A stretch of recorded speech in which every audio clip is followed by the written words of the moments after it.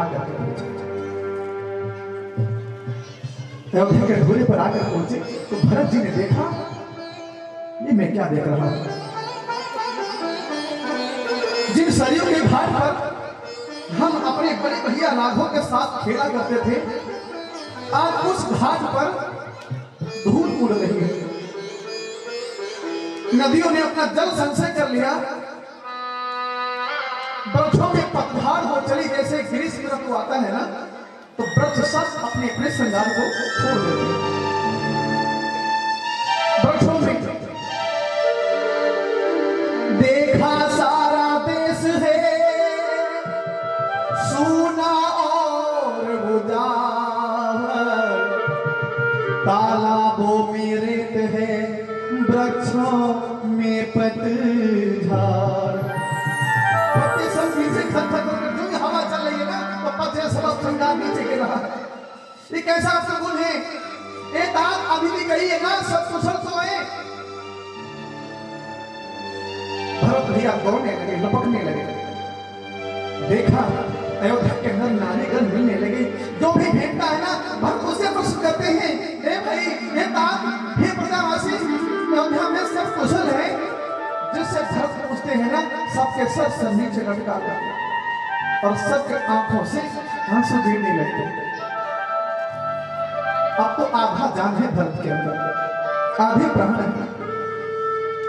भरत दौड़े महलों के अंदर प्रवेश कर गए।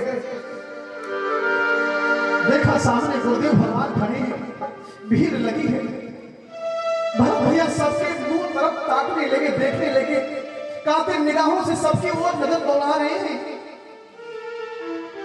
सबके आगे भरत ने हाथ जोड़े, कहा, तात करो गुरुदेव, मां, आप लोग क्यों जमा हैं? क्या हुआ है महलों में? कोई मुझे कुछ बताता क्यों नहीं? गुरुदेव, तुम ही कहिए ना, तुम ही कहिए ना कि महलों में कोई बताता नहीं, कोई बात नहीं करता, सब आंसू बहा रहे हैं। कुछ कहिए ना, क्यों ऐसा मैं देख रहा हूं? क्या देख रहा हूं मैं? गुरु जी के आंखों से आंसू गिरने लगे। जो गुरुदेव रानियों को समझाते हैं कि रानियों, गम को ज्यादा रोना नहीं चाहिए, वही गुरुदेव अपने आप को संभाल नहीं पा रहे हैं। क्यों? दशरथ से ज्यादा मेरा कोई सम्मान नहीं करता था। उस दिन व्यक्ति की कमी होती है, जिस दिन व्यक्ति संसार को छोड़ के जाता है, उस दिन याद आता है कैसे साथ में रहते थे, कैसा मेरा सम्मान करता था ना मां। जब कोई चाहने वाला संसार से जुड़ा होता है ना, गम की परिभाषा उस समय उसके समझ में आती है। बहुत रोते हैं। कौशल्या मैया देख रही थी, दौड़ी, बेटा भरत, किसी में बोलने की सामर्थ्य नहीं है, मैं बताती हूं कि महलों में क्या हुआ है। भरत ने कहा, मां तू ही बता। मां ने रोकर कहा, बेटा भरत, तेरी माता ना? हाँ, मेरी माता। क्या हुआ माता?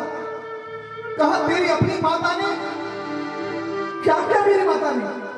मेरी माता को क्या हुआ? अरे भैया, भैया भरत, मंझली माता जी ने।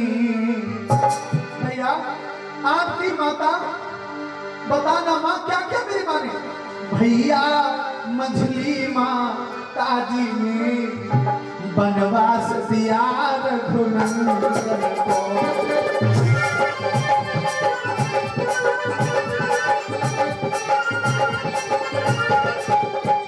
अरे भैया, मंझली माता जी ने हर बनवास दिया रघुनंदन को। इतना ही नहीं भैया, तो चौथा परसों के लिए गए और सीता और लखन सहित को।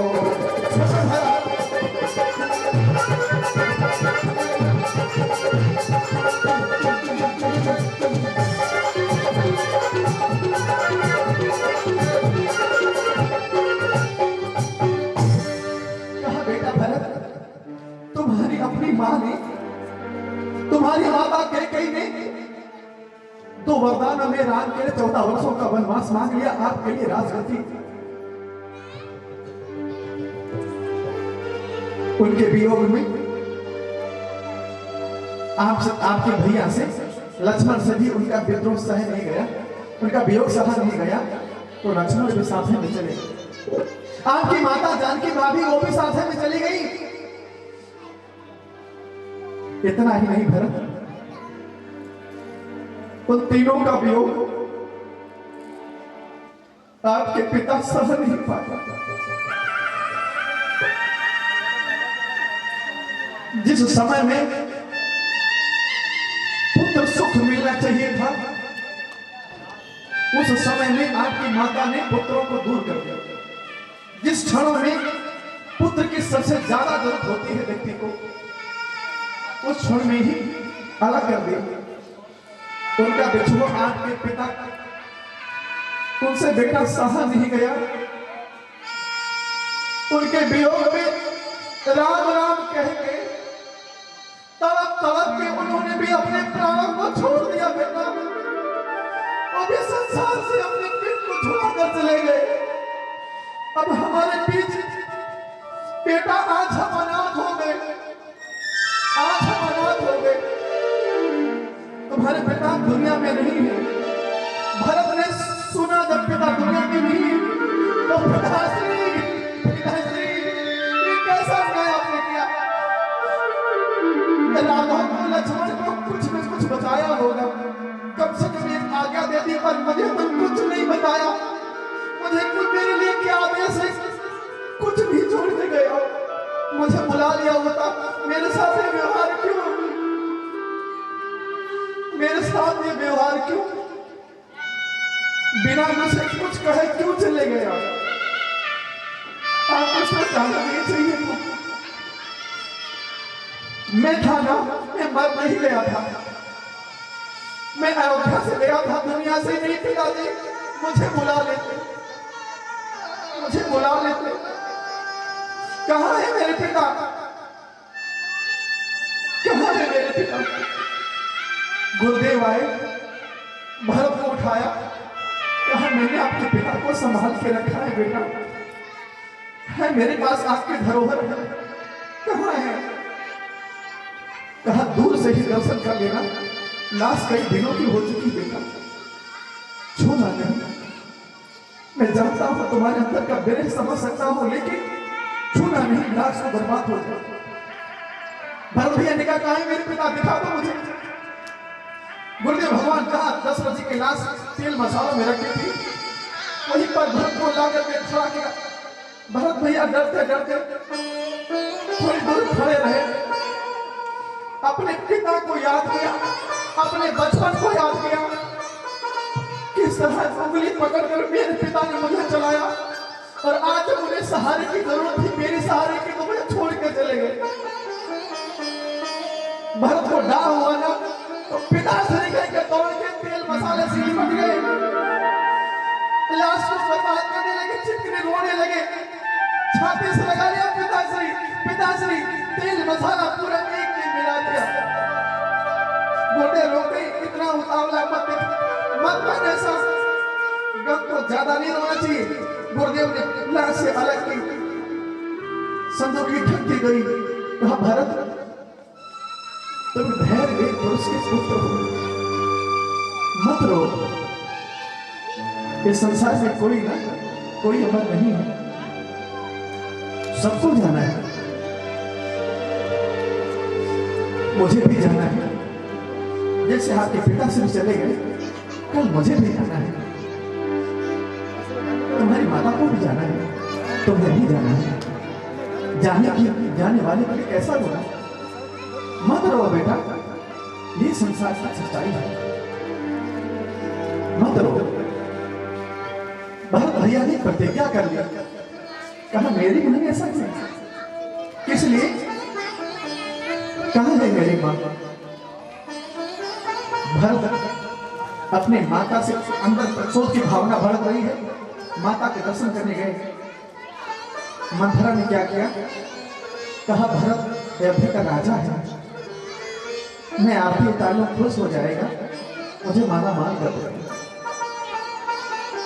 मंथरा जो ही आपने सजा कर लाई, भरत अंदर प्रवेश करते हैं, देखा मंथरा आपने सजाए सामने खड़ी है।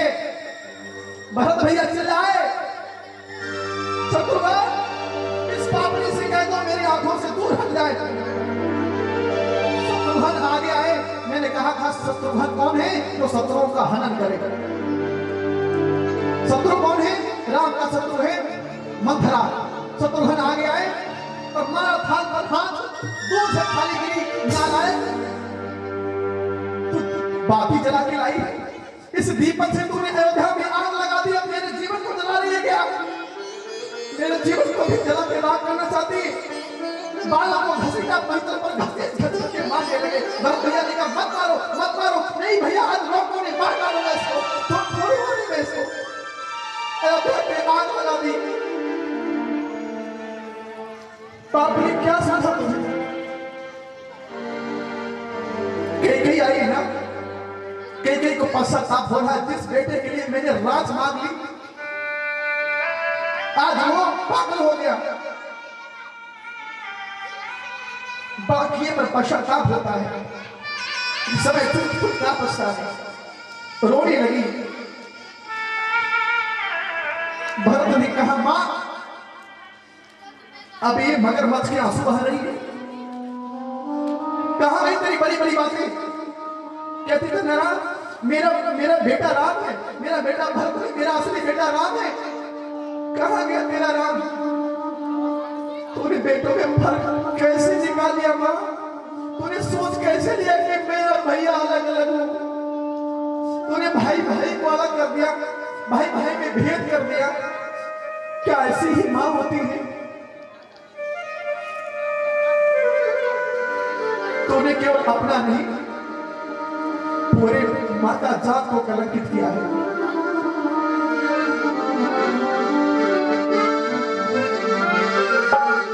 तू तो कहती रही राम बेटा मेरा। मां तुझे क्या हो गया आज? किसकी बहकावे, किसकी बातों में आ गई? कौन सी मजबूरी थी?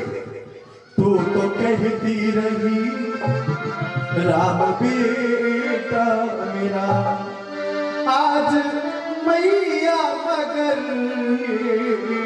क्या हो गया?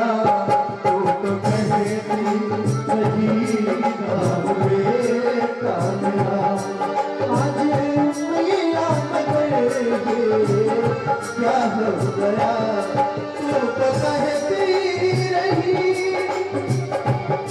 राम बेटा मेरा, आज मैया तुझे पर क्या हो गया? माता से बच गई क्यों माता तुम? माता से बच गई क्यों माता तुम? वो नास बेटे का क्यों आसिया कर दिया?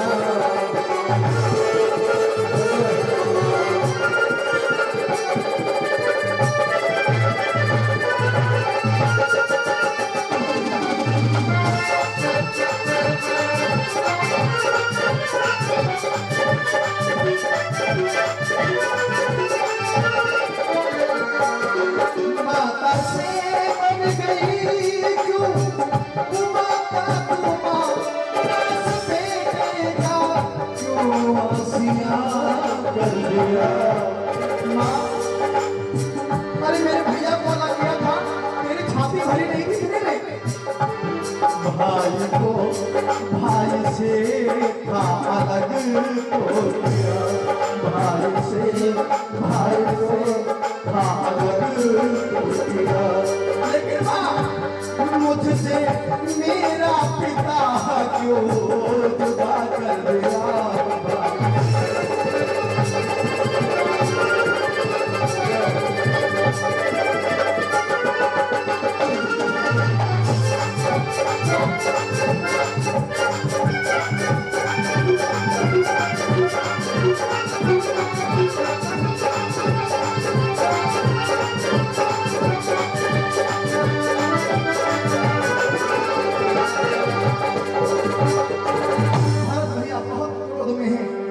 वेश में है।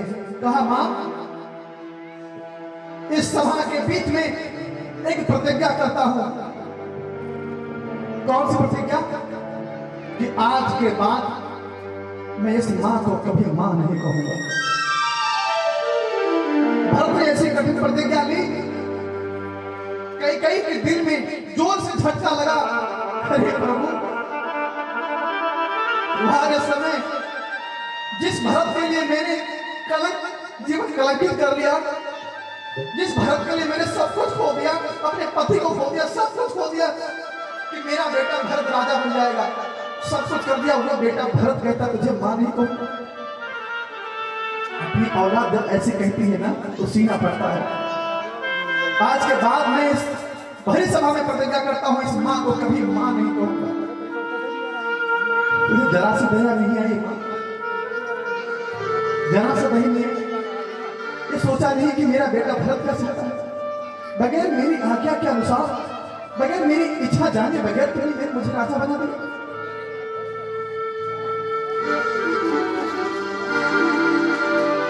मां,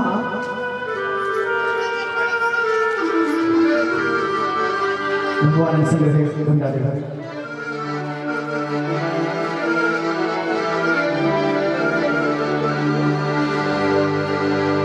तो जैसे जरा सा भी दया नहीं आई कि मेरा बेटा भरत आएगा तो क्या जवाब दूंगा इसको? क्या करूंगा महाराज? ओढ़ूंगा कि बिछाऊंगा, खाऊंगा? मां, मुझे प्यार कैसे था आपको पता है? मुझे प्यार है अपने भाई से। सच है मां, राम रावण में क्या फर्क है? राम भी आज है, रावण भी आज है।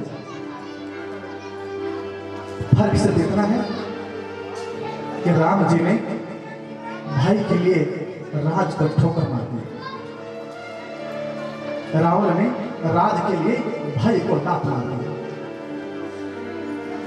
यही फर्क है राम और रावण। मुझे केवल भाई चाहिए, भाई। राज नहीं चाहिए मुझे, भाई चाहिए। मेरे भैया कहां सोते होंगे जिन तनों पर मखमल के वस्त्र शोभायमान होते थे, तुमने उन्हें बनवासी बना के जरा से दया नहीं आई मां? ओ मैया तेरे, ओ मैया तेरे क्या ठानी रे मन में, राम सिया भेज दयारी बन में। हथेली तेरे, हथेली तेरे क्या ठानी रे मन में, राम सिया भेज दयारी बन में।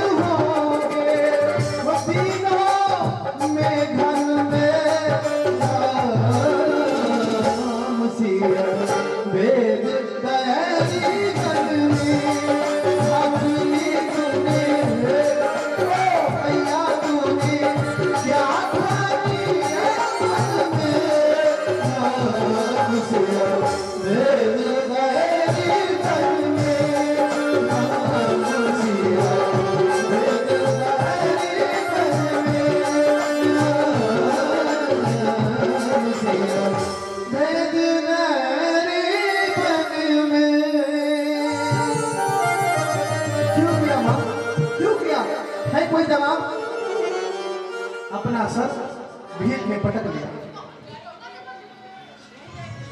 भरत मुंह फेर के मां से चले आए। भरत बहुत रोते हैं। शत्रुघ्न से कहने लगे भैया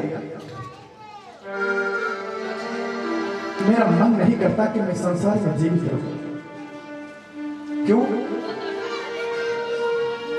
क्योंकि मेरे सर पर एक कलंक लग गया है। कैसा कलंक? बताऊंगा। वो कलंक के साथ मैं जीना नहीं चाहता। शत्रुघ्न अगर मुझे कुछ हो जाए ना मेरे भाई, तो पिताजी के साथ में मेरे भी चिता सजा दे। सीना मेरे पिता से मेरा सीना जोर के साथ एक एक कफन में लपेट देना, ताकि मैं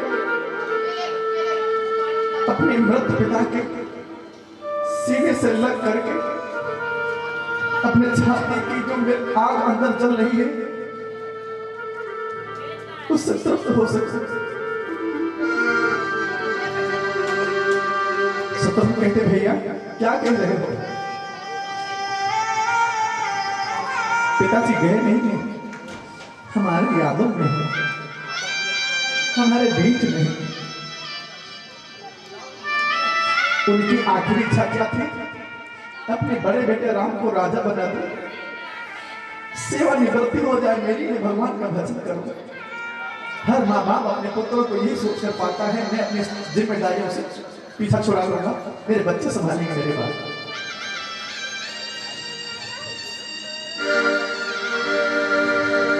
भरत जी जीना नहीं चाहते। भरत के साथ राजकुमारों के साथ खाना रहता है, साथ हमेशा तलवार रहती है।